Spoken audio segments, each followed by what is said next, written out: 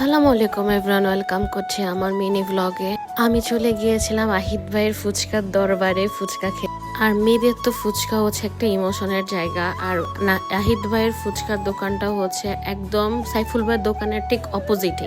আমি আপনাদের সাথে ছোট করে ওনার মেনু কার্ডটা একটু শেয়ার করে দিলাম। আপনারা এখানে অনেক ধরনের ভ্যারাইটিস ফুচকা পেয়ে যাবেন। তো আমরা স্পেশাল ফুচকা থালিটা নিয়েছি, যেটার দাম 200 টাকা। আমরা আমাদের ফুচকাটার জন্য অপেক্ষা করতেছিলাম, কারণ উনি মাত্রই দোকান খুলেছিল। তো উনি আমাকে ওয়েট করতে বললো। তারপরে ভাইয়া কিছুক্ষণের মধ্যে আমাকে আমার ফুচকাটা দিয়ে দেয়। তো এখানে 20 পিস ফুচকা ছিল আর 4 আইটেমের টক ছিল। মিষ্টি টক পাবেন, ঝাল টক পাবেন, পুদিনার টক পাবেন, আর হচ্ছে টক দই পাবেন। তো এটা হচ্ছে আপনাদের নিজেদের মতো করে আপনারা কাস্টমাইজ করে বানাই নেবেন। চানাচুরও দেওয়া থাকে একদম ইন্ডিয়ান স্টাইলে। আপনাদের মতো করে ঝাল টক আপনাদের মতো করে বানায়, যেমন আমি বানায় খাইতেছিলাম।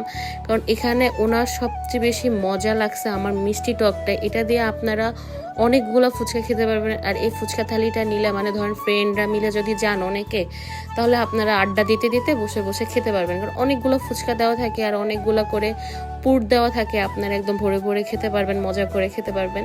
আর ভাইয়াকে বললে ওরা উনি আবার রিফিল করে দেবে। আমাকে অনেকবার আস্ক করতেছিল, বাট আমার তো আর লাগেনি, আমি নিইনি। বাট আপনাদের লাগলে আপনারা নিতে পারবেন, রিফিল করে দিবে।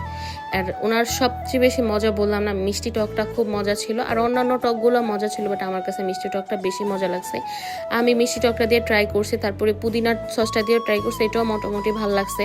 তারপর ঝাল টকটা দিয়ে, যারা ঝাল পছন্দ করেন, ঝাল টক খেতে পছন্দ, তারা ঝাল টকটাও খেতে পারবেন। আর যারা হচ্ছে দই ফুচকা খেতে চান, তারা দই ফুচকা, মানে একের ভিতরে সব, মানে এই ফুচকাটা নিলে আপনারা একের ভিতরে সব ধরনের ফুচকা পাবেন। একদম চানাচুর দিয়ে খেতে বেশি মজা লাগতেছিল আমার কাছে। আর আমি তো ফুচকা অনেক বেশি পছন্দ করি, আর আমার সাথে আমার মেয়েটাও অনেক বেশি ফুচকা পছন্দ করে। আর আপনারা কারা কারা ভাইয়ার দোকানে ফুচকা খেয়েছেন আমাকে একটু কমেন্ট করে জানাবেন। ফুচকা শেষ করার পর গলাটা একদম শুকিয়ে আসে, তারপরে একটা মিট লেমন নিয়ে বাসা চলে আসি।